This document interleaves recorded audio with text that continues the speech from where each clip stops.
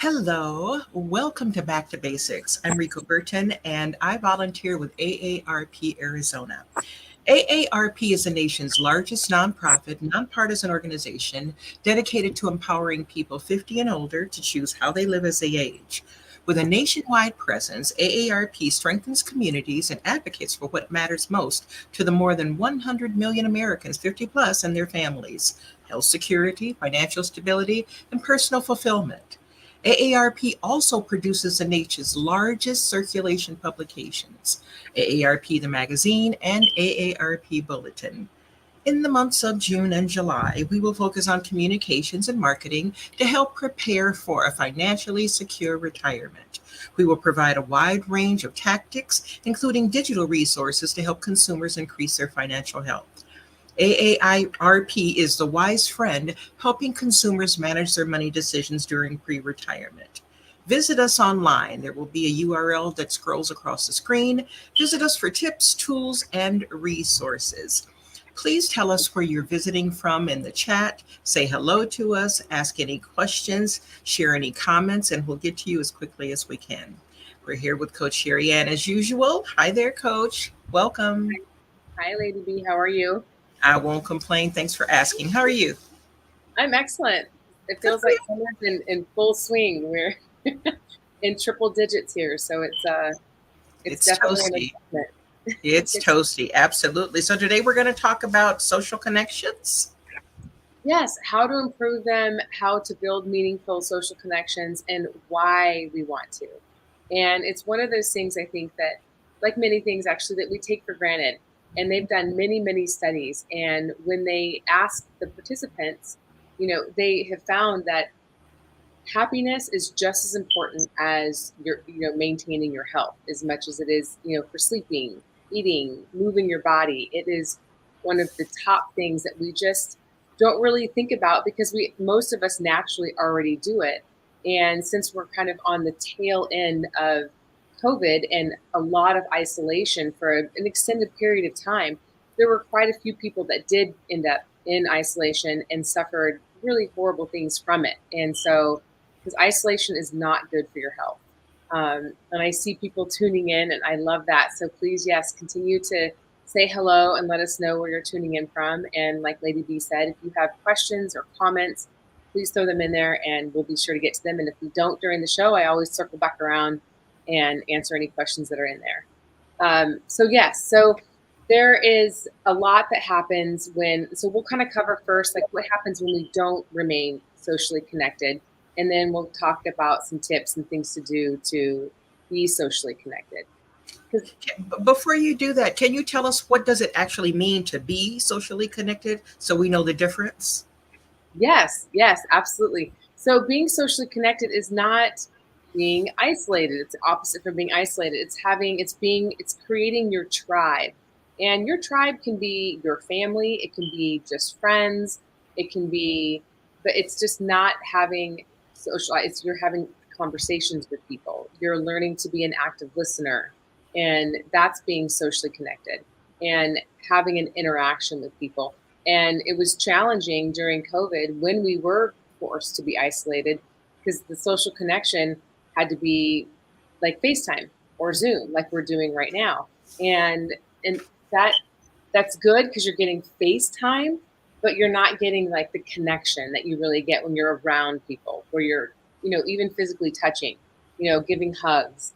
And that's so important for our well-being and our brain, because we thrive. We're born to be social creatures. We really are. We thrive off of the interaction with others. And when we don't have it, we are faced with loneliness. And a lot of it happens when people are getting older because their friend group is shrinking or they might lose a loved one, but it also can happen to younger people just with moving to a new location. You can be isolated. And so you have to get out there and make social connections, make new connections with people. Um, and if you find yourself, falling down the rabbit hole of social media is not social connection. That's trolling and scrolling, and so that's not true social connection. Social connection is getting out and being with people. and really having an engagement. So it has to be physical in terms of nature of where you are in order to be considered a social connection. Yeah, or having a conversation. It has to be FaceTime, on a video. If your family's far away, and that is a form of social connection. But sitting and doing a one way on social media, because there's nothing really coming back at you a whole lot, and so unless you're having an exchange through comments with somebody. But social media can have a tendency to really create loneliness because you're sitting there watching, you're like an observer, but you're not participating in it. Well, Sam already wants to know that he says that there are so many online sites that help you find social friends, not spouses or partners. And do you have recommendations on which sites might be safe? Oh, Sam, that is a really great question.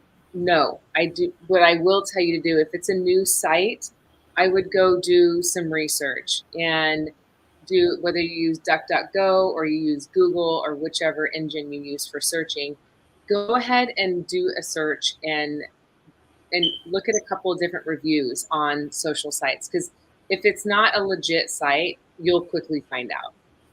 Well, may I? Oh, go ahead. I'm sorry. No, go ahead. May I just offer, Sam, that perhaps you can look at meetup.com. That is an area where you can find people of like interests. It's been around quite a while. And if you like to dance, you can go to places that people like to dance or play board games or whatever. So that might be one. And certainly, even on Facebook, they have groups that you can join. So if you find a group for, hiking or whatever you want, that might be an opportunity. And even some of them have groups on social media, on Facebook in particular, that I know of, that will be geographically delineated. So it will say, if you're in Maryland, you can look up people in Maryland so that you can be there with them instead of having people from all over. So those are two options that you may want to consider. And I have done Meetup before for people with board games, and it was a blast. It really, really was. Yeah. I mean, and that's one of the top things I say to people is engage in activities that you enjoy doing them with other people. And finding meetups, that's a great one. And then, like you said, groups on Facebook. They will have meetups through Facebook groups. And you're always meeting up in in a public place. And so if you're nervous, you're going to be in a public place. So if you walk up and you realize, yeah, this isn't my jam, this isn't for me, you can easily leave. You're not locked into anything. But being curious and exploring is a huge part of it. And so we'll get into how we can get comfortable with that, because I do recognize and honor that for some people, that is way out of their comfort zone. Okay. So, I have a child that does not like to go to social functions. Like, that's just not her jam at all. So her social circle is very small, but she at least has one. That was my thing. It's like, I don't care how small it is. If it's 2 people, it's fine. You don't have to go to big social functions to have social connections. You can find a small tribe, small group of people that you trust and you enjoy playing board games with, doing a book club with, things like that. Because if you aren't having social connections, what you're facing is possible mental issues, physical health issues. It's been proven that people develop depression, that their sleep is impaired.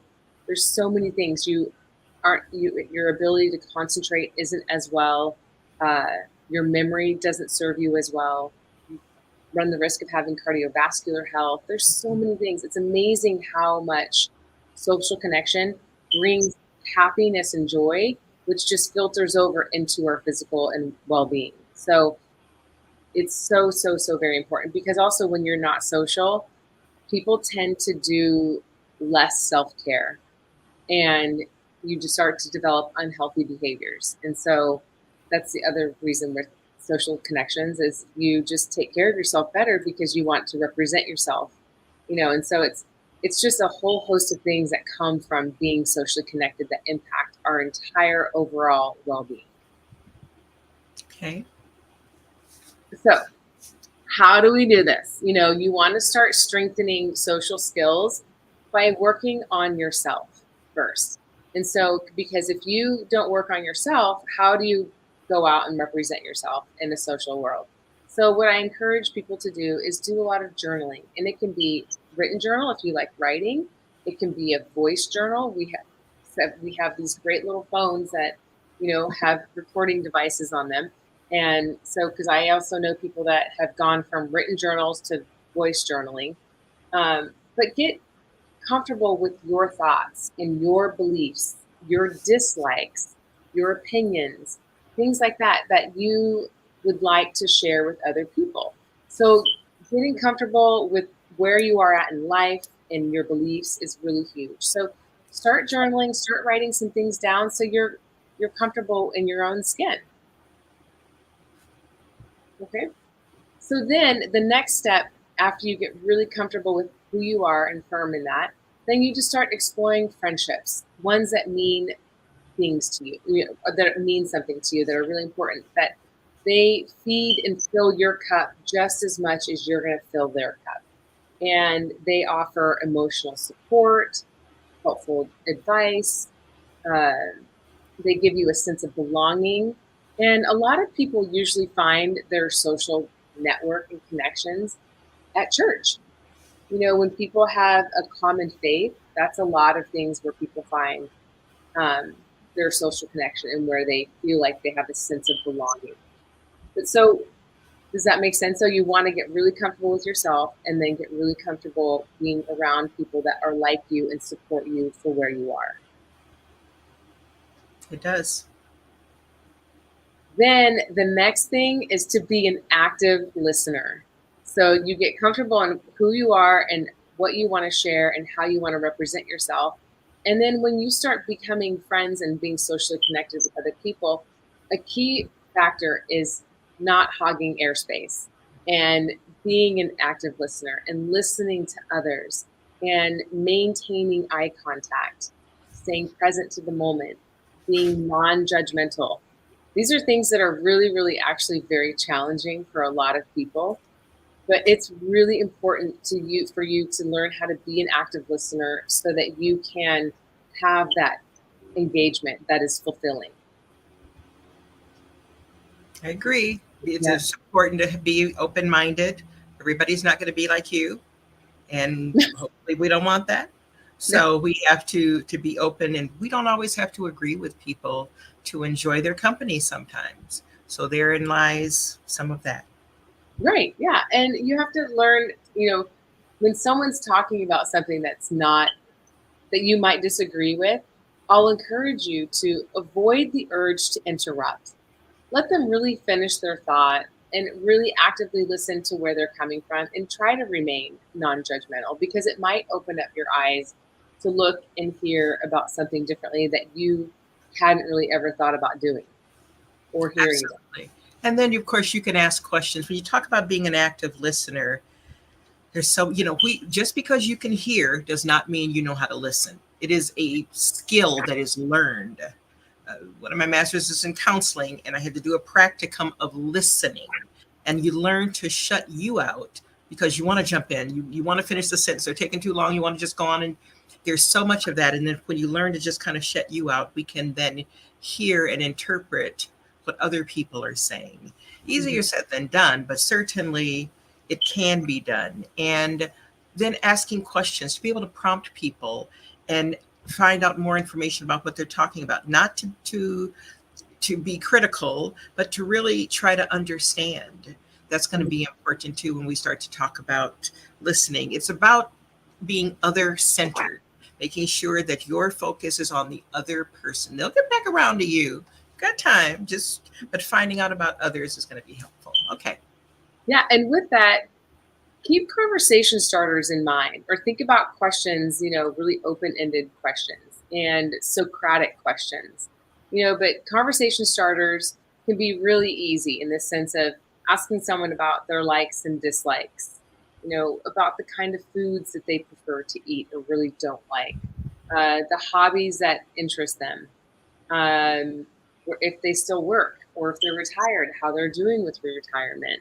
There's all kinds of conversation starters. You can ask about family if they have pets. If you like to be really funny, you can always have a joke. There's some people that really are good joke tellers, and it just kind of spawns this whole thing. You can ask for someone's opinion, and it's, I think, people tend to not ask for opinions because I think they're sometimes afraid to hear them. But I think it's a great way to really see someone for who they are and allow yourself to be an active listener. Ask for an opinion. So Absolutely. And yeah, open-ended questions, of course, I'm sure you all know, are questions that cannot be answered with a yes or no or a number, just a one word. What's your favorite color? Red. If you add and why, that yes, opens the question up for more dialogue and for them to be able to explain what's your favorite color and why is that your favorite color. That's different than what's your favorite color, what's your favorite food. right, Mhm. exactly. Yeah, get get down to some nitty gritty. But yeah, so I mean, those are just four very basic things that I think people overlook to really get comfortable with moving into having social connections. And it's really get to know yourself first. Really, it's okay to journal and get comfortable with who you are. Then explore what kind of friendships you want to surround yourself with. Learn how to be an active listener and come to the game with conversation starters and questions to really have some fun engagement. You know, And when you're so journaling and getting to know yourself, learn to like who you are. yes, That is going to be very, very important. We can't expect other people to like us and we don't like ourselves, not really. But learning to like who you are on the way to who you're becoming doesn't mean that we're perfect. We all have flaws, but just learning to be comfortable, like she said, with who you are, frailties and all. It's a wonderful thing because you'd be surprised how many other people share the same kind of idiosyncrasies sometimes, or just little quirks or whatever that you might have too. yeah. I think being vulnerable is something that we've gotten away from as a society, and we're so guarded, and in some ways, rightfully so. But when you show vulnerability, it really allows you the opportunity to have a good connection with somebody. When people see vulnerability, they're just like, wow, that's so impressive because there's a lot of strength behind being vulnerable. Yeah. So don't be afraid to show that. And so things to do, like we said earlier, Lady B had mentioned a great meetup.com is a wonderful one. Using Facebook groups, finding, if you like to knit, I'm confident there's a knitting group in your area on Facebook. Because there's always somebody that wants to create a group on social media so they can bring more people into it. But find activities that you really enjoy with other people, because if you enjoy doing that activity, it's going to be really easy to go meet people and have social connections in that. And if you want to try a new hobby, that's also even great. So because you're going in totally new, and you'll walk into a group of people that are experienced and allow them the opportunity to be a teacher to you and you be a student. And that's a fun place to be. So if you want to try something new, whether it be a cooking class, a dancing class, learn how to play chess. There's all kinds of things that you can learn with new hobbies. And along those lines, too, volunteering. Volunteering is such an amazing opportunity to not only give of yourself, but also be given to. And so, if you've never volunteered, I strongly encourage you to find something that brings you joy and go volunteer, whether it be at a pet shelter or with AARP. We're in an election year. They need all kinds of volunteers and help. So volunteering is another excellent way to get out there and meet people in an area that you really like and do some good. Absolutely. And in whatever area you are, check with your local AARP Hmm. office and see whether or not they need volunteers. Also, go to the website and see what activities and things are around. You talk about wanting to do things and socialize. Oh my gosh, AARP offers so much. So Yeah. much. Some things are in person, some things are virtual, and sometimes virtual can lead to in person meetings and all those kind of things. So consider that. There's a lot that's out here. We just have to be a little more proactive in finding them. Yep, exactly. And there's plenty of resources. Another fun thing to do to get reconnected is find an old pen pal or somebody that doesn't live by you that you miss. And it's so fun to get stuff like a fun thing in the mail. Like we get bills in the mail and we get junk mail and all kinds of stuff. But when you have a card that's addressed to you or a postcard, It's so nice. Like, it's just fun to get fun things in the mail that aren't bills and that. So I think having an old pen pal is fun. So my best girlfriend lives in Downers Grove, Illinois, and every once in a while we'll just throw these random fun cards to each other in the mail, and it's just fun. So that's another thing to do to be socially, connected. Even though you're not touching that person and seeing them face to face, it's just a fun thing to do to be connected. It's a great memory to have too. Oh yeah. And you can do it for friends. You can do it for your children. I remember when our daughter was in college, I Love Lucy was her favorite. And so I found like a pack of 100 postcards of I Love Lucy. And I would send her one every week. And it wouldn't have to say much because the picture was on there. So she was able to make a nice collage in her dorm room. But just to say, mommy loves you or whatever, and, thinking about you, it gives them a sense of connectedness even from far away, and knowing that you're thinking about them. When people know that you care about them, that is so important. And so postcards are something else. I know that the price of stamps is going up again. So get them now so that if you need to send cards or something, it won't it won't it won't impact you paying your mortgage. Well, Yeah. and so other things to do are like planning movie nights, and you grab a bite to eat before you go see the movie, then you can talk about the movie afterwards, or book clubs, and if you're not part of a book club, maybe find a friend that you and he or she want to read a book together, and then have conversations about it. I love doing that. I'm an avid reader, and I have two friends that we pick books together, and sometimes I read books on my own, but it's always more fun when I'm reading the book with somebody else and then we can talk about it. So if you're a reader and you're not in a book club, I strongly encourage you to do a book club. I agree. And lastly, and then I know we have some questions that we'll circle back around to, and I know Lady B, you and I have talked about this, but managing your expectations, you know, and coming into this wanting to fill other people's cups, will be so good, because if you're expecting your cup to be filled, you might be disappointed, but I doubt you will be. But if you're focused on being an active listener and filling other people's cup and having a social connection to enlighten other people's lives, you're definitely 100% going to get it back. So just reframe your thoughts in the sense of going into this with really wanting to just have some, if you're not socially connected, going in and looking for some new friends and new horizons that you might not have thought you'd see before. And you're never too old. No. Never too old to start. I mean, think about the people that move from one place to another when they retire because of the weather or something else, and they think, "Oh my gosh, I don't know anybody. These are none of my childhood friends or whatever." But you're not too old to find a comfortable space where you believe you can fit in and enjoy, just companionship with others.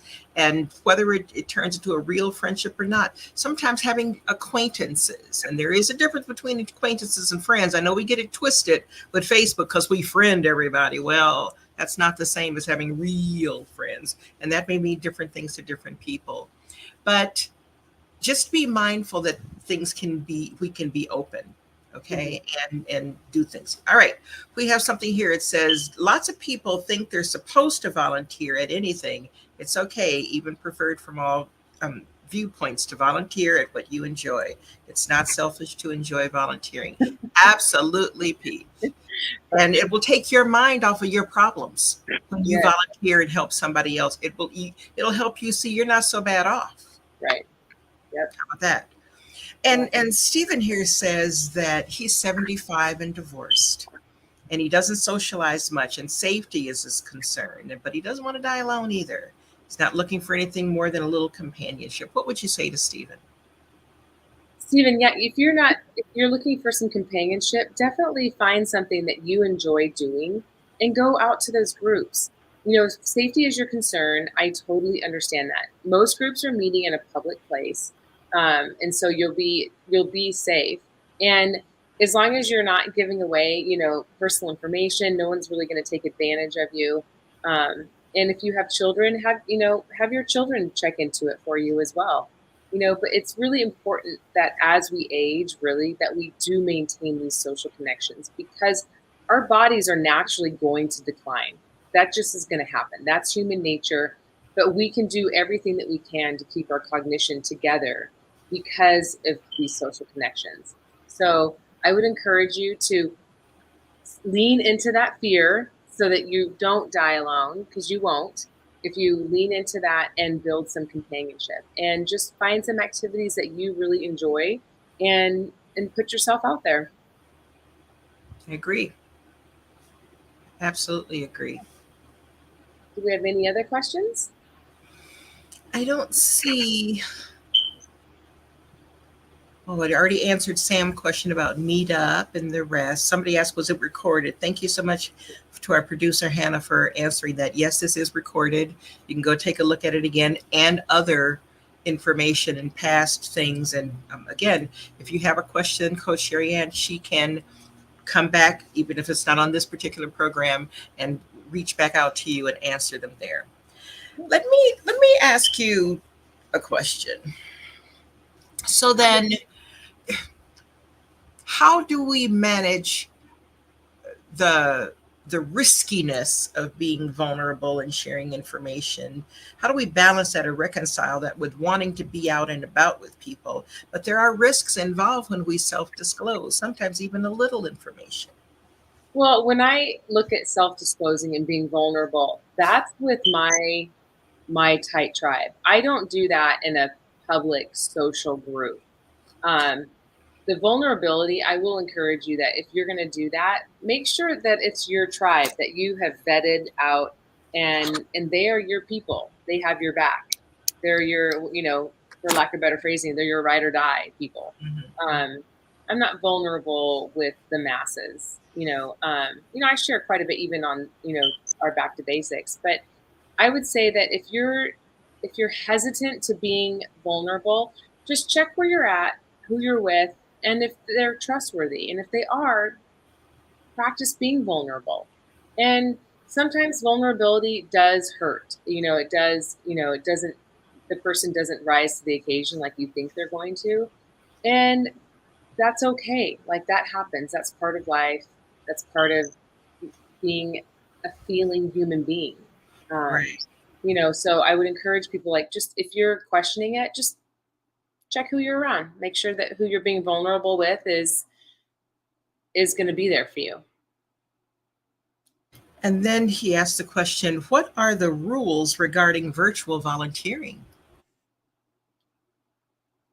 I don't know that answer. I think it can vary depending on the organization. Sometimes they will have that I've seen will have Zoom meetings together, and they talk about what you can do. And sometimes it may be reaching out to other people via phone or via email. They have different projects for you to do that you will need to do some tech that will perhaps include technology. And you can volunteer that way. I know I did something with the AARP during COVID where we reached out to people on the telephone just to ask how they were doing. And people would give their name and their their telephone numbers and a time that they wanted to be contacted, just so that we could check in on them. And so that was a real eye-opening experience and a very rewarding one, because I had no idea so many people were looking forward to having somebody reach out to them. Yeah, that's a great question, Stephen. I hadn't really ever thought about rules regarding virtual volunteering. All right. Well, if there are no other questions, we want to say thank you so much for joining in today. We really appreciate your support and your commitment to AARP and to this program. And we look forward to seeing you next month, right, Coach? Yes. Do you know what we're going to talk about?